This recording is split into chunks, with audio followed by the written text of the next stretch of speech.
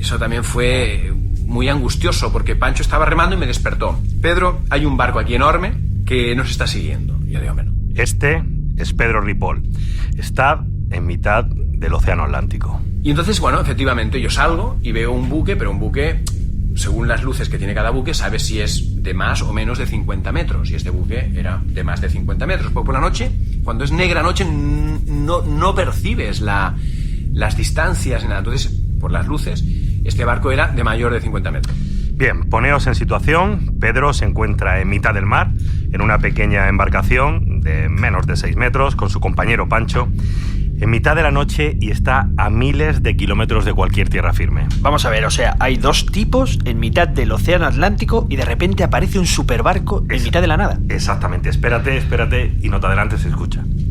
Y digo, oye, tío, esto no es normal, que este barco nos esté siguiendo. Entonces el barco iba detrás, iba siguiéndonos, y yo digo, entonces ya llegó un momento que ya oías los motores, claro, tenías a 20 metros, y oías los tubos, y era un barco enorme, o sea, no me acuerdo ahora cuántos metros tenía, pero no sé si 100 o 300. Era un petrolero gigante. Era un petrolero, el petrolero Noxtox, de 274 metros de eslora. 274 metros. Era un petrolero que se llamaba el Noxtox, y al vernos en su radar una pequeña embarcación, pues desvió su rumbo. Un petrolero de estos, para parar, tiene que hacerlo millas, o sea, 10 kilómetros antes. Es decir, que para maniobrar tienen que hacerlo con mucha cautela. Entonces vino hacia nosotros. Pancho iba remando, alejándose de él, pero él le seguía. Lo que estamos viendo es una especie de persecución. Nosotros estábamos muy sensibilizados por el tema de los piratas. Y entonces yo digo, madre mía, piratas otra vez. Y en ese momento, Pedro enciende la radio marina Y en esto que encendemos la radio y nos estaban llamando. Bueno, hemos venido a rescatarles y tal. No se preocupen, ya pasó todo. Digo, o sea, que venían a rescatarlos. Estamos remando. Digo, ¿qué dices? Sí, o sea, el petrolero los había tomado por náufragos y venían a rescatarlo. Pueden subir a bordo, ya pasó todo, venga, tranquilo. Ya pasó todo, no se preocupen. Les hemos rescatado, les hemos encontrado. Digo, pero estamos remando tan tranquilamente. Digo, ¿y quiénes son ustedes? Bueno, somos un petrolero que venimos de Sudáfrica y vamos al norte de América y tal. Y entonces el tío, cuando ya le insistimos en que estábamos remando, me dice, bueno, estáis locos.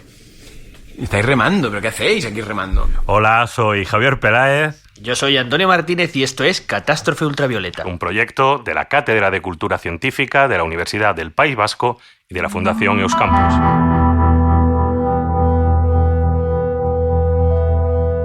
Catástrofe Ultravioleta. En el capítulo de hoy vamos a hablar de expediciones, de los exploradores del siglo XXI, la gente que todavía hoy es capaz de llegar a lugares que no han sido explorados o que no ha pisado ningún hombre. Ajá, gente que hace cosas diferentes, cosas locas en muchos casos. Y que muchas veces viven en la puerta de al lado porque este hombre que está en mitad del Atlántico remando es tu vecino. Sí, es Pedro Ripoll, un abogado que tenía el bufete pues debajo de mi casa y que un día en la Feria del Libro me encuentro un libro suyo y digo, pues este hombre escribe... Bueno, el título es buenísimo. ¿Cómo se titula? El título se dice, ya sabía yo que era más fácil en avión. Buenísimo, ¿no? Un tipo que cruza el Atlántico a remo y titula así el libro. Sí.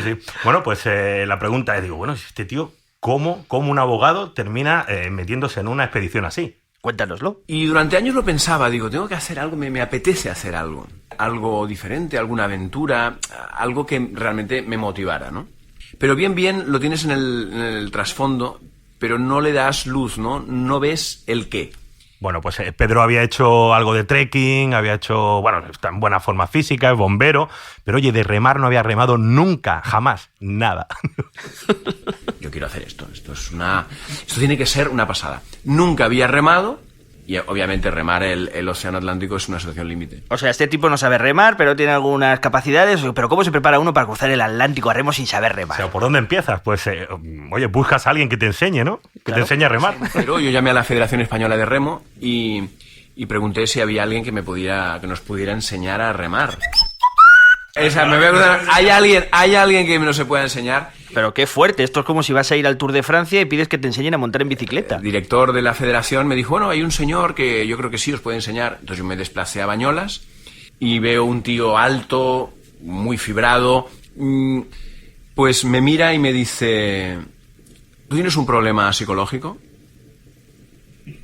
Y yo me quedé, claro, petrificado. Le digo, hombre, bueno, puede ser, pero no sé, vengo aquí a que me enseñes a remar. Y me dice, ¿tú estás bien de la cabeza? Estaban zumbados o no, al final el proyecto se pone en marcha, empiezan a buscar patrocinadores, empiezan a aprovisionar la barca, instalan GPS, radio marina, conexión a internet. Bueno, pero Pedro no iba solo, también estaba Pancho, ¿no? Un compañero. Cuando llegué a Pancho y se lo dije, me dijo, pues me parece una buena idea. Después me llamó al día siguiente y me dijo, mira, lo voy a consultar. Estaba borracho yo. Exacto. Debía estar. Y entonces me dijo, bueno, déjamelo consultar con mi mujer y mis hijos. Bueno, sus hijos eran pequeños entonces, pero bueno, sobre todo con su mujer. Y Pancho le está dando vueltas durante varios días y, oye, pues al final se apuntó. Así que empiezan a entrenar, 2 años de entrenamiento, remando por las aguas de las Islas de Canarias allí, oye, y casi se matan en el entrenamiento. O sea, antes de empezar ya estaban a punto de ya casi la cascan allí. Madre mía. Y en ese día, pues Pancho, había unas olas bastante grandes y me dijo, Pedro, yo lo dejaría para otra ocasión porque las olas son muy grandes, no tenemos la embarcación preparada para la navegación y para volcar. Digo, no, vamos a La Gomera porque hay que practicar porque en el Atlántico nos pueden pasar cosas peores. Bueno, un error craso por mi parte y muy temerario porque empezamos a navegar y ya acercándonos a la zona de la traviesa, esa zona de aceleración que las olas pueden ser de 3-4 metros y que revientan, no tienen su espuma, que van, pues realmente no nos engulleron de milagro porque una ola enorme, potentísima, puso la embarcación de costado. Y la siguiente entró, a mí me pegó en el pecho y me sacó fuera de la embarcación. A Pancho lo tiró contra el mamparo de proa. Perdimos el control de la embarcación. La ola, rugiendo, se anegó de agua totalmente. Los móviles inutilizados, no teníamos el lastre por si hubiera volcado, que se volviera a autoadrizar la embarcación. No teníamos el contrapeso en la parte de abajo. No teníamos radiobaliza ni la balsa salvavidas. Estábamos completamente... digamos, no preparados para una... Era un entrenamiento. Y lo pasamos, yo te digo, fue uno de los momentos de mayor riesgo para que tuvimos para la vida, ambos, ¿no? Bueno, después de todos estos entrenamientos llega la hora de la verdad. Por fin, el 7 de octubre de 2001, ¿verdad, Javi? Salen del puerto de los Cristianos. Se ponen a remar y ponen rumbo a Barbados. A remar. Mira, te explico. Ellos sabían que remando juntos no doblaban la velocidad. Entonces se pusieron a remar por turnos. La embarcación no duplica la velocidad remando 2 personas a la vez. Por lo tanto, no compensaba quemar el esfuerzo de estar los dos al unísono, ¿no? La embarcación hacía una media de 1.8, 2.1 nudos, que son unos 4 kilómetros por hora. Es como caminar un poquito rápido, bueno, y ni siquiera, como caminar. Esa es la velocidad a la que remábamos el Atlántico. Y en este punto vamos a meter en escena a un personaje que a Pedro le ha estado ayudando durante todo este viaje, y es Alain Bombard. Alain Bombard, que es sonoro, suena como un mago. ¿Este tipo quién es? Alain Bombard fue un médico que, oye, pues estaba el tío en la Segunda Guerra Mundial viendo que los náufragos caían como moscas, moría un montón de gente, y dijo, oye, pues esto no puede ser, esto tengo que intentar hacer yo algo. Y él mismo cogió una embarcación, una Zodiac, y se cruzó el Atlántico solo como un náufrago. Escribió un libro que se llamaba El náufrago voluntario, y lo consiguió. En el interior de la pequeña embarcación tan solo llevaba comida y agua para 3 días. A partir de ahí, Bombard debería ingeniárselas con lo que el mar pudiera ofrecerle, alimentándose de lo que capturaba y bebiendo agua de lluvia o del jugo que exprimía de lo que iba pescando. En diciembre de 1953, 5 meses después de zarpar y con 25 kilos menos, Alain Bombard arribaba a las costas de Bristol en Barbados, demostrando así que se podía lograr, que no era necesario morir a los pocos días de un naufragio.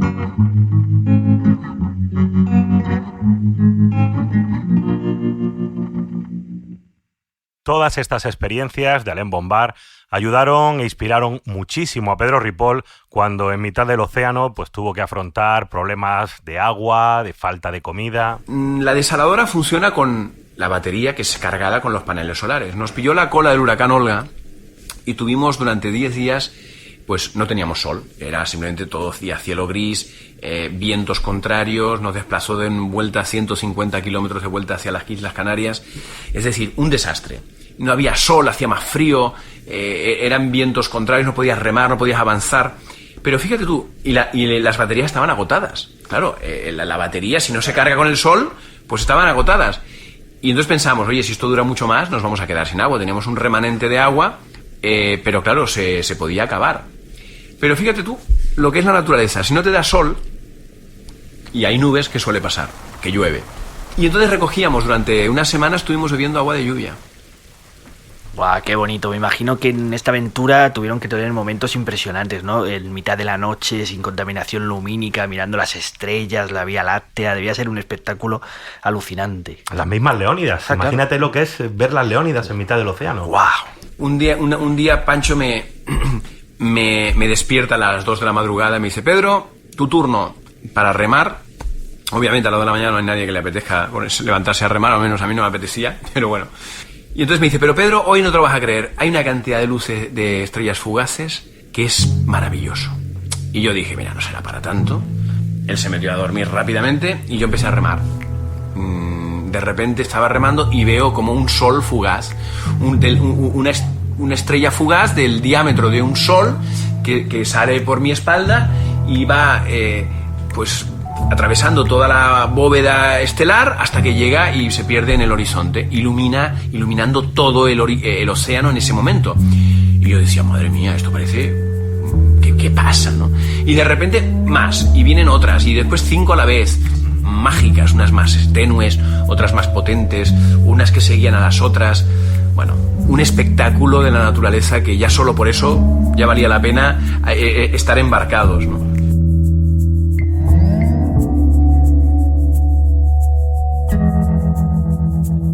Vous écoutez Catastrophe Ultraviolette.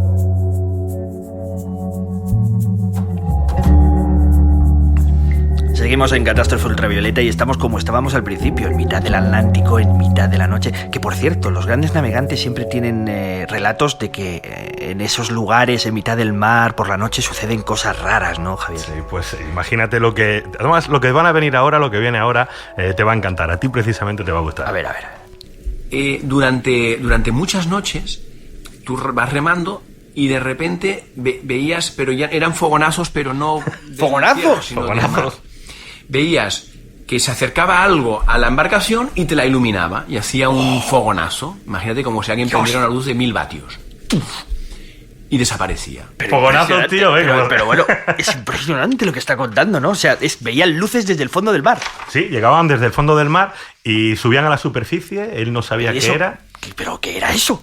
Y resulta que son peces que viven peces avisales, que viven en las profundidades de 3.000, 4.000 metros y que por la noche suben a alimentarse de otros peces que están pues, más pelágicos, más en la superficie.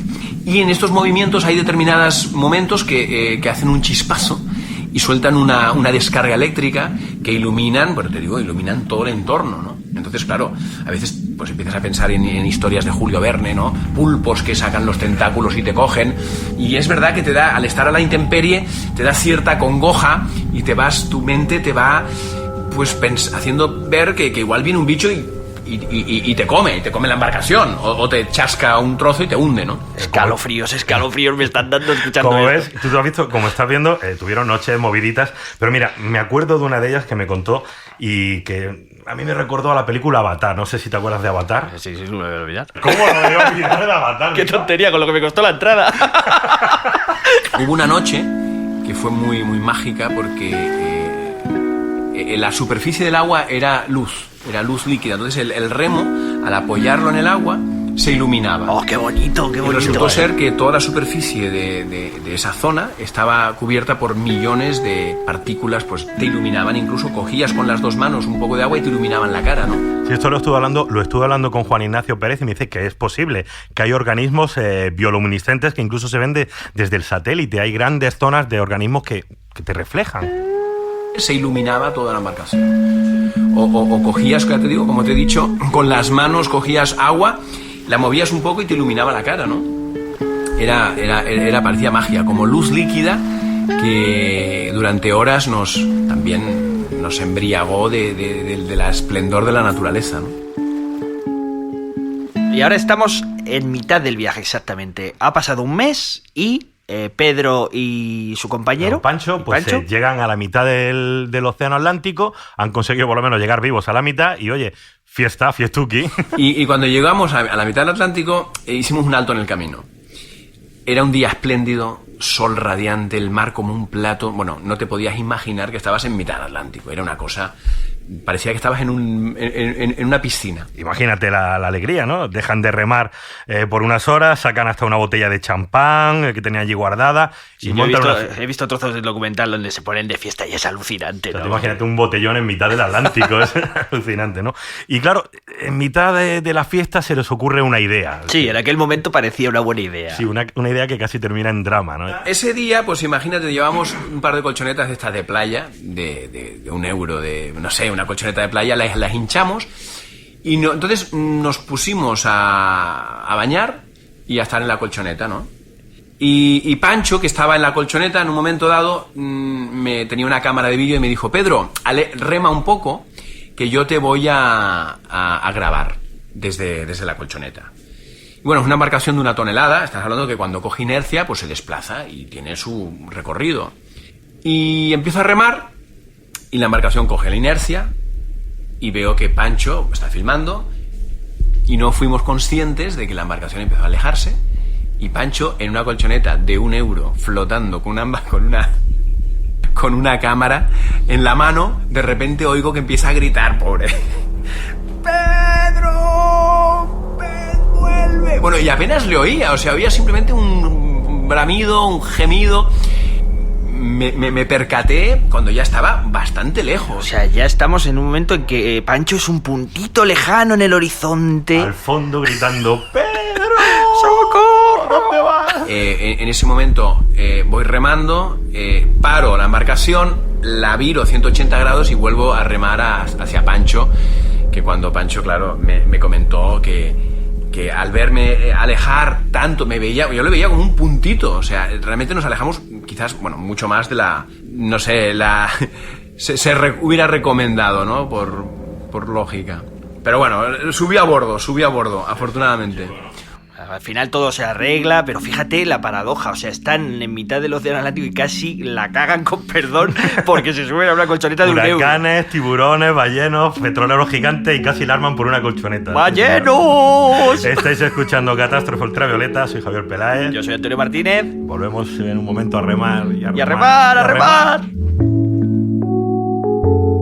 Estás escuchando Catástrofe Ultravioleta.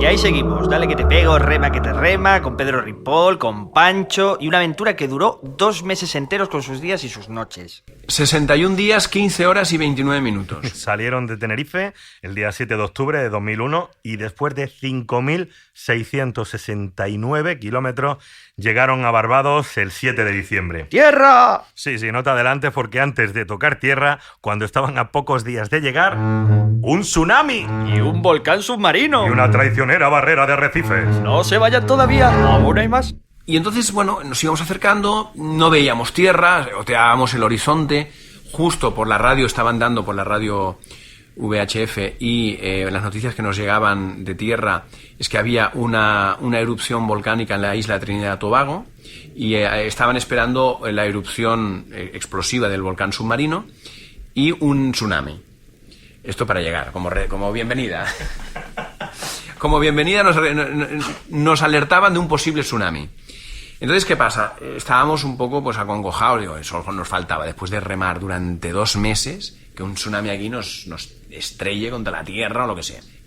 Porque un tsunami en alta mar no pasa nada, pero si estás acercándote a tierra, pues obviamente te puede destrozar la embarcación contra las rocas. En eso estamos de acuerdo, un tsunami no es bueno, ¿no? No es bueno, no. Además, ellos sabían, por los datos que le estaba dando el GPS, que estaban cerca de la costa, que les quedaba poco y claro, estaban impacientes. Tocaban con los dedos ya. Sí, estaban ahí. Pero ¿qué pasa? Entre la alerta naranja esta del tsunami de la isla de Trinidad y Tobago, entre que queríamos llegar, entre pitos y flautas, nos arriesgamos a pasar los arrecifes por la noche, con riesgo de embarrancarnos y tal, ¿no? Porque mira, no vamos a estar aquí. Entonces fuimos remando, negra noche como boca de lobo, era horrible porque no veías nada. Bueno, entonces ya a pocas millas vinieron varias embarcaciones a recibirnos. Y al llegar allí, pues imagínate, habiendo cruzado el Atlántico...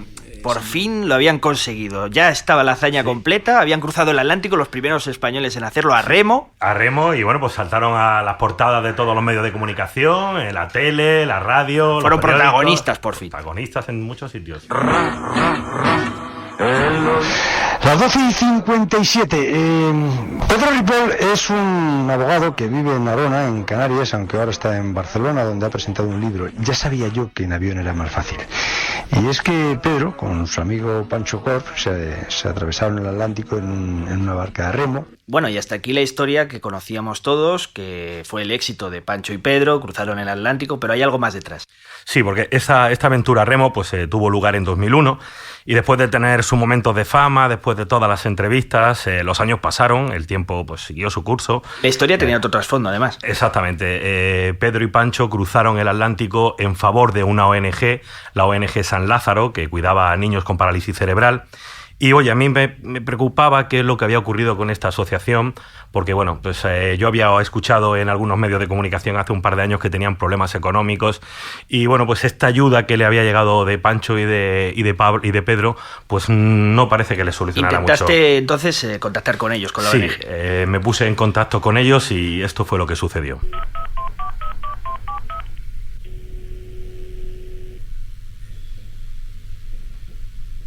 Nada. Absolutamente nada. No contestaban, no cogían los teléfonos, y ya la cosa pues me empezó a intrigar. Yo hace un tiempo había leído en Diario de Avisos, un periódico que siguió la historia de esta asociación, e intenté ponerme en contacto con ellos con Diario de Avisos. Y te dieron la información. A día de hoy la asociación no existe. Esta es Verónica Martín, subdirectora de Diario de Avisos. No funciona, no está dentro del registro de asociaciones del Cabildo de Tenerife, ni recibe ningún tipo de subvención ni nada, sino que ha desaparecido.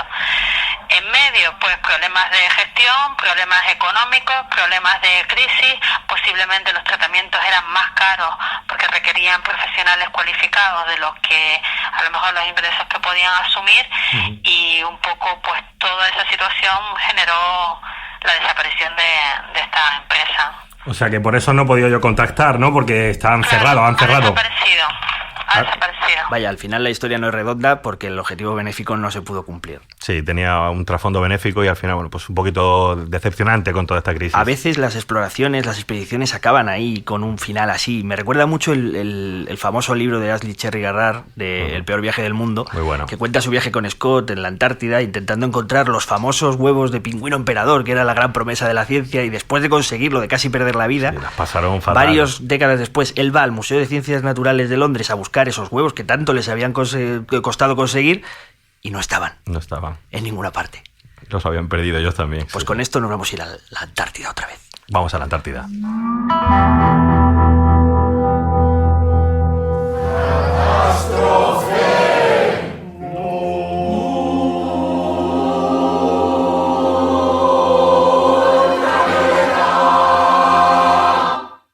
Seguimos hablando del tema de hoy, expediciones, viajes imposibles, aventureros medio locos. Y dejadme que os presente justamente a otro explorador. Bueno, soy Ramón Larramendi, soy explorador polar, sería lo más parecido a lo que soy. Aunque de hablar del término exploración en pleno siglo XXI es un poco extraño, ¿no?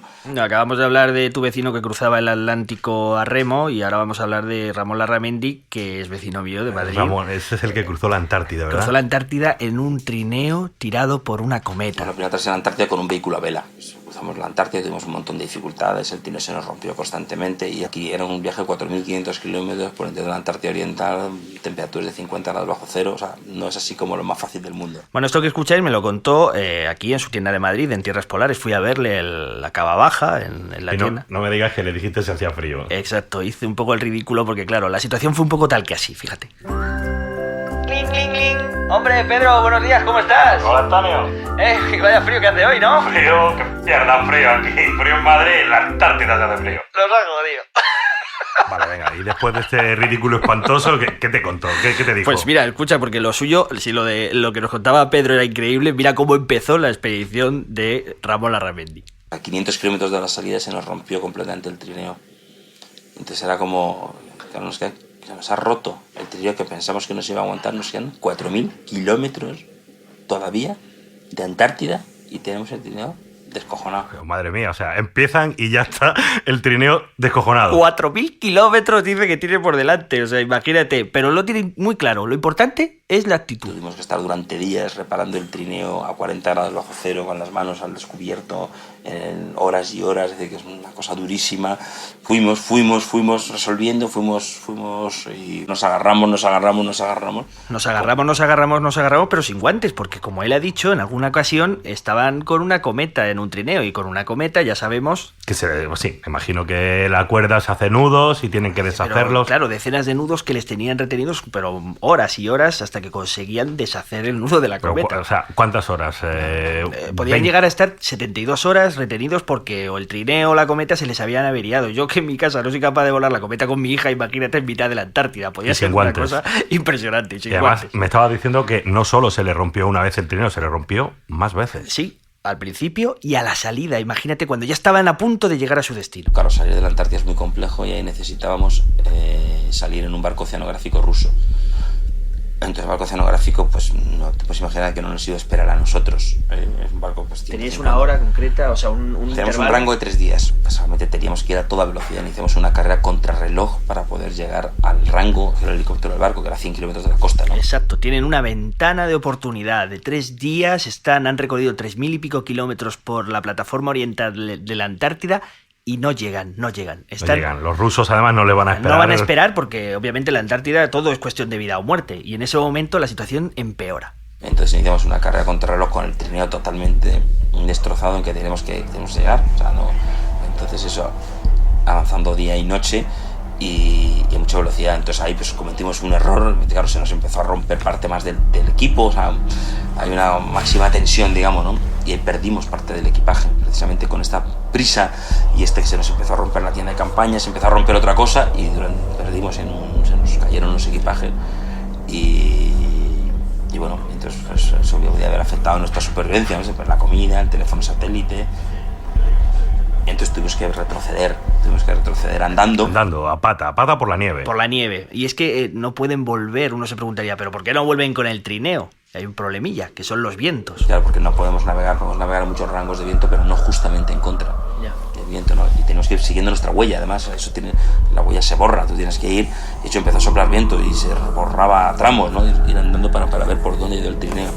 Y conseguimos encontrar las cosas, volver, y iniciamos y continuamos la marcha y conseguimos llegar al barco, pero vamos, conseguimos llegar que el helicóptero aterrizó y ya habían puesto a plena máquina cuando aterrizó. O sea, ya estaban, es decir... A estas alturas la expedición es un show, un numerito. O sea, tienen el trineo destrozado, la cometa no le funciona, han estado andando por la nieve... Y están a punto de perder el tren. Y al perder el tren, el barco. El barco, eso. Como sabían que podía, pues eso, nos esperaron justo ese tramo, pero que ya, eso, 1 hora más ya no hubiéramos llegado, ¿no? Entonces es una travesía de 65 días por la Antártida y evidentemente la presión pues fue enorme, ¿no? Bueno, alucinante. Pero me tienes que explicar una cosa y me lo tienes que explicar más o menos bien porque no la veo. ¿Cómo puede tirar una cometa o cómo funciona la vela esta en un trineo? Mira, esto es una tecnología que ha desarrollado Ramón, que lleva años trabajando en ella, que consiste en coger la tecnología que usaban los inuits y al principio del siglo XX empezaron a hacer pruebas con velas, pero con las velas no había fuerza suficiente para tirar del trineo y con una cometa es mucho más práctico. La cometa pega el latigazo y despega el trineo y avanza, ¿no? Cogí el diseño inuit, ¿no? Yo viajaba solo 14.000 kilómetros a través del Ártico con perros esquimal, he conocido todas las técnicas inuit y todo, conozco muy bien ese mundo, ¿no? Entonces, bueno, se me hace que realmente de todas las opciones, pues la mejor es adaptar las técnicas inuit de trineo, adaptarlas a una cometa, ¿no? Ya ves que en la exploración está todo inventado de alguna manera. Sí, pero esto como cojan mucho embale, pues se pueden hasta volcar. Sí, ese era otro de los trucos, no puedes ir demasiado deprisa. Sí, eso lo aprendimos, que evidentemente la clave para ir rápido es ir despacio. Porque si vas muy rápido, el trineo sufre mucho, porque claro, hay bloques de hielo de 1 metro de altura duros como una roca. Entonces, claro, no quieres tener excesivos impactos. Vísteme despacio, que tengo prisa, es lo que decía mi abuela. Sí, despacito pero con tiento. Y todo esto Ramón lo ha aprendido después de años y años en expediciones en Groenlandia, en el Polo Sur, en el Polo Norte, una cosa increíble. Este hombre tiene un montón de expediciones y no sé cuál es la mejor, con qué momento se queda este hombre. Para mí, yo si tuviera que sintetizar del momento de aventura, mi cumbre, digamos, de toda mi trayectoria fue cuando ya en la expedición circumpolar, en el año 90-93, hice un viaje de 3 años a través del Ártico. Entonces intenté navegar el paso del noroeste en kayak, en solitario, ¿no? No había sido navegado en kayak nunca, había muchísimo hielo. Entonces ahí pues probablemente tuve alguna de las aventuras más extremas, ¿no? Realmente solo navegando en medio del mar a punto de helarse. Me imaginas eso en un sitio con vientos fortísimos, con hielo a la deriva y sin posibilidad de rescate de ningún tipo, todo el tiempo en el kayak luchando contra unas olas, barrido por unas olas pues, a 20 metros de la costa, todo lleno de bloques de hielo y iceberg, unas olas que, unos problemas que me iban congelando, un fallo, un vuelco, cualquier cosa, no hay margen de error, ¿no? Yo comparo las situaciones de Pedro con el Atlántico, con Ramón en la Antártida, y me pregunto qué es lo que lleva a una persona normal. ¿De qué pasta están hechos estos tíos que son capaces de jugarse la vida y en momentos extremos sobrevivir? Pues eso es justamente lo que yo le preguntaba a Ramón. ¿Qué es lo que sucede en esa situación? Lo que más aprendes es de cómo cuando uno realmente está sometido, de cómo es capaz de encontrar fuerzas de donde jamás hubiera sospechado que las tendría y cómo los límites de lo que uno es capaz son infinitamente mayores de lo que uno piensa en todos los niveles y yo creo que a todas las personas, ¿no? Claro, es que están estas situaciones donde sale tu vena fuerte y hace... Sí, pero yo en mi ingenuidad le pregunté, oye, ¿hace frío? Yo me veía allí, digo, yo si me quedo fuera de la tienda muero congelado. Entonces le pregunté, ¿realmente los seres humanos somos frágiles? Muy vulnerables, ¿no? Pero es que a eso está todo, el planteamiento está totalmente equivocado. Es exactamente lo contrario. Las personas somos totalmente resistentes. Tú tienes que tener en cuenta que el nivel de confort en el que estamos ahora es un concepto que apenas tiene 60 años. Nosotros hemos sido cazadores durante miles de años. Lo que es una expedición polar realmente, de alguna manera, vuelves al sentido de cazador. Pero yo te aseguro, si ahora cambiara la circunstancia completamente, por supuesto habría un porcentaje de gente, de los que estamos ahora, que no sobreviviría, obviamente, porque sería incapaz de recuperar eso que tienes dentro. Es congénito a nosotros, ¿no? Al ser humano, a la raza, al por qué estamos vivos. El ser humano tiene ganas de explorar, es lo que decía Edmund Hillary. ¿Por qué vas a subir al Everest? Porque está ahí, porque esa montaña está ahí, porque me llama. La pregunta es, ¿en el siglo XXI tiene sentido una vez que ya los satélites lo han visto todo está explorado, no hay zonas que no conozcamos, no quedan tierras incógnitas? La pregunta se la hacen muchas veces los propios exploradores, porque ahora la tecnología te permite ir. Sí, ahora al Everest sube cualquiera, hay colas para subir al Everest. En el documental de Werner Herzog sobre la Antártida, él plantea este dilema y pone el ejemplo de varios tipos, uno que en concreto creo que va a ir al Polo Sur a la pata coja. Dice, esto se estaba analizando la aventura, la exploración, y en el fondo no es un parque de atracciones, aunque vayas a la pata coja a ir al Polo Sur. El estadio natural en una expedición es la adversidad. O sea, no todo va fenomenal. Eso no existe. O sea, eso es algo que mentira. No es real, no existe. O sea, las cosas se tuercen, las cosas se complican, todo se vuelve en contra. Para una expedición, para mí lo más importante es la actitud de una persona ante la adversidad. O sea, cómo reacciona cuando las cosas se tuercen. Sí, y cuando las cosas se tuercen uno piensa que de verdad el éxito de una expedición polar de este tipo depende de cosas importantes, ¿no? Qué ruta se ha trazado, qué respaldo tienes en caso de que tengas una emergencia, el GPS, pero en realidad todo depende de cosas más pequeñas. Detalles. Sí, si yo, por ejemplo, te pregunto a ti, ¿qué te llevarías al Polo Sur que fuera imprescindible? ¿Qué me dirías? Pues yo me llevaría buena comida, buen abrigo, buenos perros, huskies. Bueno, y si te digo que una de las cosas más importantes es llevarte un cepillo... ¿Me estás llamando calvo? Es el mayor problema, es el sudor.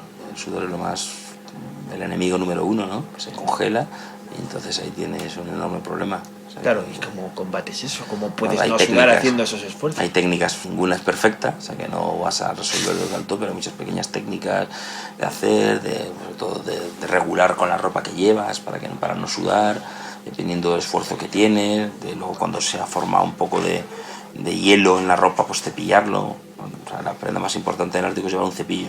si está haciendo esfuerzo hay que ir poquísimo abrigado. De hecho, lo perfecto es siempre sentir una ligera sensación de fresco, porque eso te impide sudar, ¿no? Lo que has sudado, tú llevas un cepillo, entonces tienes que ir normalmente incluso cada hora cepillándote el hielo que te genera tu propio sudor para que ese hielo no tenga ninguna posibilidad de convertirse luego en agua. Así que ya sabes, te tienes que llevar un cepillo para el sudor porque si no estarás en serios problemas en la Antártida. Pero no solo eso, tienes otro problema y es con el aliento. Con el aliento tú te refieres al vaho, ¿no? Al vapor que sale de la boca cuando... Se congela y durmiendo no hay problemas en tu saco de dormir, que se genera una coraza de hielo en el saco de dormir. Eso es igual ahora que con Cherry Garrard, ¿no?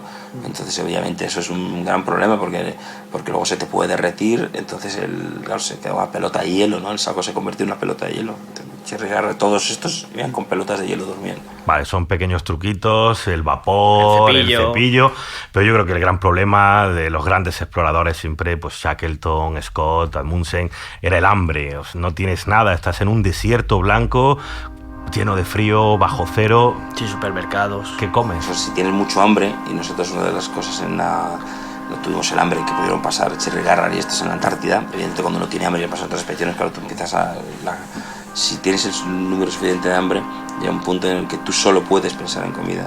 Tú no eres capaz de pensar en nada que no sea en comida si tienes verdaderamente hambre. Tienes tanto hambre que estás todo el rato pensando, recordando lo que has comido, si estuviste en tal sitio, cosas que te apetecen, efectivamente como puede ser la fruta, ¿no? Que necesitas, que te apetece. Entonces es una constante 24 horas sobre 24. Tú nunca ves nada, tú estás siempre en medio de la nada. Todo el rato. Todo el rato estás en medio de la nada.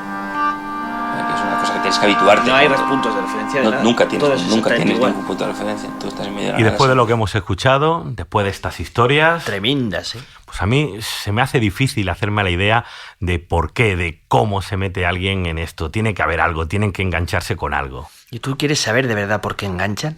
¿No tenías algún momento de felicidad ahí cuando el trineo pilla caña y tal? No sé si te da tiempo a pensar en esto porque... Sí. Pero algún momento de relajación de decir, joder, cómo volaron. Hombre, no, por supuesto. Si tú ahí puedes... O sea, primero cuando estás navegando y la cosa funciona, es una auténtica chulada. O sea, tú vas navegando a caña por la superficie del hielo, o sea, es una pasada, ¿no? Porque vas un barco, vas ahí. El mayor placer es cuando dentro de la tienda de campaña, cuando tú vas dentro de la tienda de campaña. Que puedes ir dentro, Claro, tú puedes ir dentro y las condiciones del terreno son suficientemente buenas. Bueno, nos ha pasado que tú puedes llegar a ir dentro de la tienda de campaña, vas a ir leyendo un libro, tomándote un té y avanzando en medio de la Antártida, pues a lo mejor haciendo y luego durmiendo, ¿no? O sea, bueno, te estás leyendo el libro, te tomas el té, te metes en la cama, te levantas, bueno, hemos hecho 90 kilómetros por dentro de la Antártida. Eso es un placer, evidentemente, ¿no? En el saco de dormir. ¿Te imaginas? Qué gusto. Por un momento revivir a Amundsen, Scott y contarles eso. ¿Qué cara pondrían? ¿No? Pues sobrepasarles, están ahí estirando y tú pasas allá a toda caña, evidentemente, pues alucinarían, ¿no? Esta es una catástrofe ultravioleta. Catástrofe Ultravioleta lo hacemos Antonio Martínez Ron, Javier Peláez, y la ambientación y la música original son de Javi Álvarez, un proyecto de la Cátedra de Cultura Científica de la Universidad del País Vasco y de la Fundación Euskam. Nos vemos en el siguiente capítulo. Hasta luego.